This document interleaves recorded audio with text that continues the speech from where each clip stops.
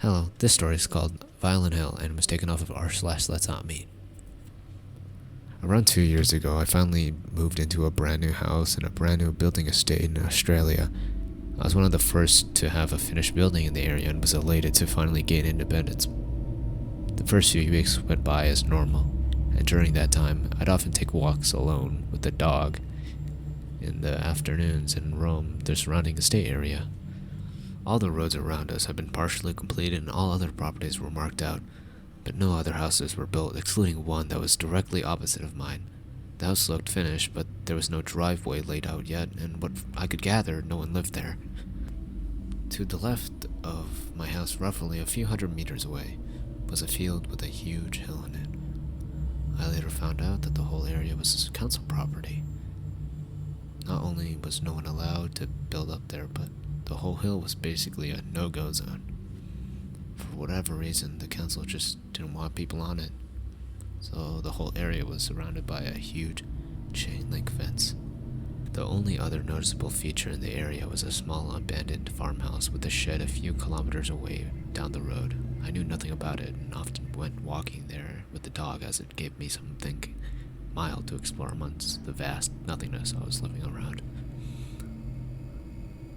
The entire place was dilapidated and completely inhabitable, but still interesting nonetheless. About a month or two after moving in, I awoke one morning to the sound of a violin. It sounded extremely distant and quite haunting. I actually enjoyed it and assumed that the neighbors opposite of me had finally moved in. Excited that I finally had some people to talk to, I peeked out the curtain and saw the house opposite mine was still vacant as it ever was. I got dressed, but the time I managed to look outside, the violin had stopped. This happened roughly every second day for the next week. The violin would wake me up and then just disappear after about 45 seconds. I'd ignored it to the point where my curiosity simply got the better of me, and the next morning when I heard the violin playing again, I immediately jumped out of bed, threw on my dressing gown, and shot out the front door. I scurried in the early morning surrounding, and there, up on the hill, was a figure playing a violin. It was barely light, but the person looked very tall from the distance I was at, and as they were playing, was doing what could only be described as a waltz-type walk, spinning slowly around in a circle as they played. I took my eyes off the person, walked over to pick up the morning paper, and in 10 seconds that took me. I heard the violin stop. When I looked up, I noticed the figure was no longer playing or dancing, but was now standing still and most likely looking in my direction. It was so dark I couldn't make out more, and we both just stood there for half a minute, not moving, before the creeps got the better of me and I went back inside. After that morning, things started happening. On my walks, I began to notice footprints on the surrounding properties that weren't made by me, and that I'd never seen before, which I just assumed were from people walking up from the other housing areas down the road. I never awoke to the violin, but I swore I could hear someone walking on the street next to my bedroom window in the early mornings. However, I never saw anything. Other really general things as well, like random tools such as spades and rakes laying around the area, which I guess were left there by construction workers, none of which I ever saw. I'd started getting calls at work that would immediately hang up on me, and I also stopped walking up to the abandoned farmhouse, as the experience with the violin player had me a little shaken. One night, as I was heading to bed, I turned off the television in the living room and again could hear the faint sound of a violin playing. However, it sounded more muffled and rehearsed. I froze and a cold chill flowed through me instantaneously, considering that it was about midnight and not the usual time I'd hear it playing. Went to the front window and peeked out to see there was a light in the house opposite of mine.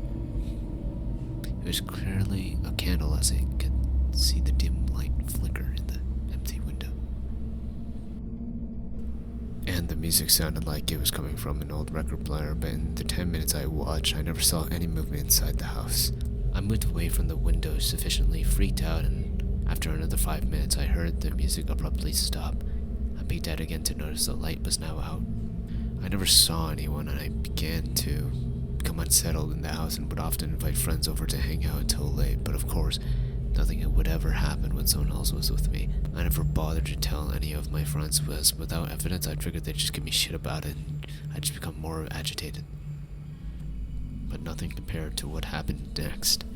In my living room, the desk sits right next to a small window which looks out to the fence surrounding my property. The steel fence is literally an arm's length from the window and about 6 feet tall, so I was figured that, unlike most of other windows, I'd never need to cover this one with a sheet or blanket because no one could ever see in. I usually had headphones on when I played, and I always had the lights off for no other reason than I preferred to play games in the dark. One night, when I was gaming, I got up and walked into the dark kitchen and got a beer out of the fridge. It was dead silent, excluding the faint sound coming from my headphones. As I closed the fridge and turned around to face the desk, I saw directly out of my window 2 very faint lights. I didn't even catch on and immediately started walking back to the desk, fixated on the 2 small glowing balls, and it wasn't until I had my nose almost pressed against the glass that I realized the 2 lights weren't lights at all. They were eyes. A set of eyes sitting just above the fence line, staring wide open at me. They didn't blink. They didn't move. My entire body locked up. All I could do was simply stare back as my brain was still comprehending that there was an actual person looking at me in the scariest way I could ever imagine. I don't know what happened. Either my head kicked into gear or my muscles loosened, but my body automatically collapsed and I fell to the floor, scurrying to hide against the wall from the window. I could hear my heart beating through the carpet like a drum as I tried to lay as flat as possible, and as my mind was still processing the sheer severity of the situation, a violin started playing. That fucking violin. And the haunting tune it always emitted started up, except this time it was directly outside my window and much louder than I'd ever heard before. The lights were still off and I wanted to get up to turn off the PC screen so I couldn't be seen, but my whole body just wasn't ready to cooperate. Not only was the sound of the instrument extraordinarily loud, but it sounded like it was being played with frustration. Notes been missed frequently and the strings screeching. The pace of it was getting faster and faster, and by this time my dog Jeb out in the backyard had picked up on the situation and registering an unfamiliar sound, gave one solitary deep bark. The violin instantly stopped and the house was finally dead silent, excluding my headphones, which I could hear quietly working away. I was still frozen to the carpet, and it wasn't until Jeb gave me a second menacing bark I heard the figure outside the window start to walk away in the direction of my yard. Once that first footstep hit the ground, I instantly thought of the welfare of my best mate, and finally my head connected with the extremities of my entire body kicked into overdrive. I leapt from the ground and slid across the laminated floor to the backyard where Jeb was standing staring into the backyard. I ducked to keep low and quietly unlocked and slid open the door.